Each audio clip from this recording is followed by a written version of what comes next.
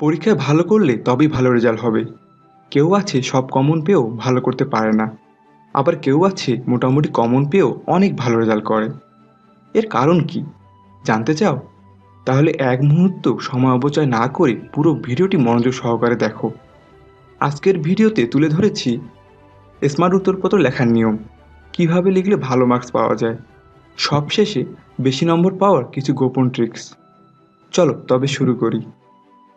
Idea 1, প্রশ্ন ভালোভাবে বোঝা। বলা হয়ে থাকে যে পরীক্ষার ভালো নম্বরে প্রায় 50% সফলতা নির্ভর করে প্রশ্ন ভালোভাবে বোঝার উপর। সাধারণত পরীক্ষা শুরুর 15 মিনিট আগেই খাতা দেওয়া হয় পরীক্ষার নাম, রোল, রেজিস্ট্রেশন ও খাতা মার্জিন টানার জন্য। হাতে 10 মিনিট সময় নিয়ে ভালোভাবে কাজগুলো সম্পাদন করবে, কেননা এগুলোর মধ্যে একটি ভুল হতে পারে তোমার 1 বছরের কান্না। এরপর বাকি সময়টুকু খাতার উপরের দিকে ও বামের দিকে 1 স্কেল পরিমাণ মার্জিন টানবে। প্রশ্নপত্রটি পাওয়ার সাথে সাথেই চেক করে নেবে তাতে কোনো প্রিন্টিং মিস্টেক আছে কি না। যদি থাকে তাহলে তৎক্ষণাৎ পরিবর্তন করে নেবে। এতে তুমি কিছুটা ঝামেলামুক্ত থাকবে। যতটা পারবে শান্ত থাকার চেষ্টা করবে, কেননা উদ্বিগ্নতা তোমার টেনশন বাড়িয়ে দিতে পারে। এতে তুমি যা পড়েছো তাতে গোলমাল সৃষ্টি হবে। প্রথমে প্রশ্নের উপরের অংশটুকু ভালোভাবে পড়বে। কোন বিভাগ থেকে কয়টি প্রশ্ন দিতে হবে, কোনো বাধ্যতামূলক প্রশ্ন আছে কি না এবং বিশেষ করে কতটুকু সময় তা দেখে নেবে। এতে কোনো প্রশ্নের কতটুকু সময় ব্যয় করবে তা বুঝতে পারবে। পুরো প্রশ্নটি অন্তত 2বার ভালোভাবে পড়ে নেবে। এতে তোমার সাবকনশিয়াস মাইন্ডে প্রশ্ন রিলেটেড পড়াগুলো রিমাইন্ড হতে শুরু করবে। যে প্রশ্নটি তোমার সবচেয়ে ভালো হয়েছে প্রথমে সেটি খুঁজে বের করবে এবং তার উত্তর আগে লিখবে। এক্ষেত্রে প্রশ্নটি পুনরায় সর্বনিম্ন 2বার পড়ে নেবে এবং একটু গভীরভাবে চিন্তা করবে। প্রশ্নের লেস বা ইম্পর্টেন্ট অংশগুলো পেন্সিল দিয়ে অবশ্যই দাগিয়ে নেবে। এতে উত্তর লেখার সময় কোনো কিছু বাদ পড়ার ভয় থাকবে না। এখন নিজেকে যতটা সম্ভব সতেজ করে দুটো গভীর নিঃশ্বাস নাও। এতে তোমার আত্মবিশ্বাস বেড়ে যাবে এবং সাহস সঞ্চার হবে। এরপর লেখা শুরু করো। আইডিয়া 2, স্মার্ট উত্তরপত্র লেখার সঠিক নিয়ম। যদি কোনো প্রশ্নে বিভাগ উল্লেখ করা থাকে তবে তুমি যে বিভাগের উত্তর লিখবে তা প্রথমেই সুন্দর করে লিখে নিবে। উত্তর ইংরেজিতে লিখলে অ্যান্সার টু দ্য কোশ্চেন নং, গণিতে লিখলে এত নং সমস্যার সমাধান লিখবে, বাংলায় লিখলে এত নং প্রশ্নের উত্তর। তারপর কালার পেন ব্যবহার করে লেখাটির নিচে সুন্দর করে আন্ডারলাইন করে দিবে। ভুলেও লাল পেন ব্যবহার করবে না। এরপর 2 আঙ্গুল নিচে উত্তর লেখা শুরু করবে। যদি উত্তরটি বেশ বড় এবং বেশি মার্কের হয় তবে তা 3টি প্যারায় বিভক্ত করবে। প্রথম প্যারায় 2 অথবা 3 লাইনে প্রশ্নের প্রধান অংশটি তুলে ধরবে। দ্বিতীয় প্যারায় উদ্দীপকের সাথে মিল করে পূর্ণাঙ্গ বর্ণনা দেবে। তৃতীয় প্যারায় শেষ কথা নিজের মতো করে উপরে কি আলোচনা করেছো সেটা সম্পর্কে 2 অথবা 3 লাইনে বলার চেষ্টা করবে। যদি তুমি এভাবে উত্তর লিখো তাহলে পরীক্ষক তোমার লেখায় মুগ্ধ হবে এবং প্রশ্নের প্রধান উত্তরটা প্রথম প্যারায় পাওয়ায় তোমার প্রতি খুশি হবেন। উত্তর দেখতেও পরিপাটি হবে। নিশ্চিতভাবে বলতে পারি যে তুমি পুরো মার্কস পাওয়ার যোগ্যতা অর্জন করেছো। সৃজনশীল প্রশ্নে এভাবে উত্তর দেওয়াটা অফিসিয়াল নিয়ম।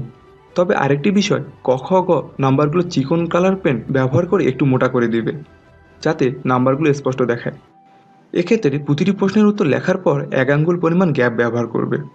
এভাবে দ্বিতীয় প্রশ্ন লেখার ক্ষেত্রে প্রথমটার পর 2 আঙ্গুল পরিমাণ গ্যাপ ব্যবহার করবে।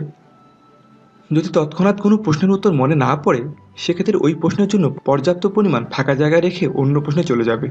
ভুলেও সময় নষ্ট করা যাবে না। ম্যাথমেটিক্যাল পরীক্ষাগুলোতে সাধারণত রাব করার প্রয়োজন পড়ে। এক্ষেত্রে তুমি সবার শেষের পাতাটিতে বড় করে রাব লিখে তা ব্যবহার করতে পারো। গণিত, পদার্থ ও রসায়ন পরীক্ষায় ম্যাথমেটিক্যাল প্রশ্নগুলো লেখার নিয়মগুলো একটু দেখে নাও। খাতার বাম দিকে আমরা জানি লিখে সূত্র লিখবে এবং ডান দিকে দেওয়া আছে দিয়ে প্রশ্নের উপাত্তগুলো তুলে ধরবে। দেওয়া আছে লিখে প্রশ্নের মানগুলো লিখলে তোমার সূত্র মনে করার সুবিধা হবে। আরেকটা বিষয় জানিয়ে রাখি যে জীববিজ্ঞান পরীক্ষায় গ ও ঘ উত্তরে ছবি না চাইলেও নিজ দায়িত্বে ছবি দিতে হবে, তা না হলে পুরো মার্কস পাওয়া যাবে না। ঠিক এ ভুলটি করার কারণেই জীববিজ্ঞান পরীক্ষায় আমি ভালো উত্তর লেখার পরেও A+ পাইনি। যেসব প্রশ্নের পার্থক্য কিংবা সাদৃশ্য বৈসাদৃশ্য চাওয়া হবে সেসব প্রশ্নের উত্তরগুলো অবশ্যই ছক আকারে লিখতে হবে। যেমন উদ্ভিদ ও প্রাণীর মধ্যে পার্থক্য নিচের ছকে দেওয়া হলো। মনে রাখবে পার্থক্য ছক করে লিখলে পুরো নাম্বার পাওয়া যায়।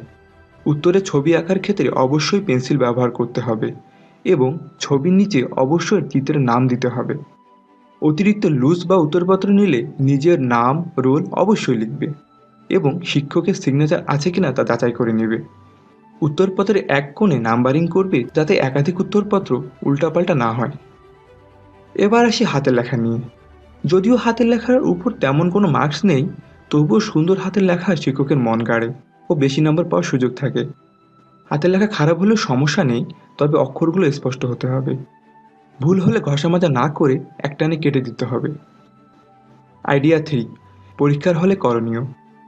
পরীক্ষার হলে কমপক্ষে 30 মিনিট আগে পৌঁছাতে হবে। অতিরিক্ত কলম, পেন্সিল, রাবার ও পানি সাথে রাখতে হবে। গরমে ঢিলেঢালা পোশাক ও টিস্যু রাখতে হবে। অন্যদের সাথে কম কথা বলার চেষ্টা করবে। পরীক্ষার আগে পেট ভরে না খাওয়াই ভালো। কোনো প্রশ্ন যদি একেবারে কমন না পড়ে তাহলে ভয় পাবে না। উদ্বিগ্নতা না বাড়িয়ে নিজেকে শান্ত রাখার চেষ্টা করো। প্রশ্নটা বারবার পড়ো। কিছুটা হলেও অবশ্যই তুমি মনে করতে পারবে। প্রিপারেশন নিতে কমতি হলে আই বাটনে ক্লিক করে দেখে নিতে পারো আমাদের অন্য ভিডিও, কীভাবে এক মাসেই পুরো সিলেবাস আয়ত্তে আনা যায়। ডিসিশনের লিঙ্কটি দেওয়া আছে। সবশেষে যে কথাটি না বললেই নয়, যে কোনো প্রশ্ন যতটুকু পারো টাচ করে আসবে। ছোট কিংবা বড় যাই হোক না কেন, লেখার ওপর ডিপেন্ড করে বর্তমানে মার্কস পাওয়া যায়। যদি সময়ের অভাবে পুরো উত্তর লেখার সমস্যা হয়, তবে শুধু মূল অংশটুকু লেখার চেষ্টা করবে। ভিডিওটির এ পর্যন্ত আসা মানে তুমি পুরো ভিডিওটি মনোযোগ সহকারে দেখেছো। আশা করছি এই পদ্ধতিগুলো পরীক্ষায় তোমাকে যথেষ্ট ভালো মার্কস পেতে সাহায্য করবে। তবে হ্যাঁ, পরীক্ষার হলে সুন্দরী ম্যাডাম কিংবা স্মার্ট স্যারের দিকে বেশি তাকাবে না। বুঝতেই তো পারছো বিষয়টা। জানি না ভিডিওটি তোমাদের কতটুকু অনুপ্রেরণা দিতে পেরেছে, কিন্তু তোমাদের যে কোনো কমেন্ট হতে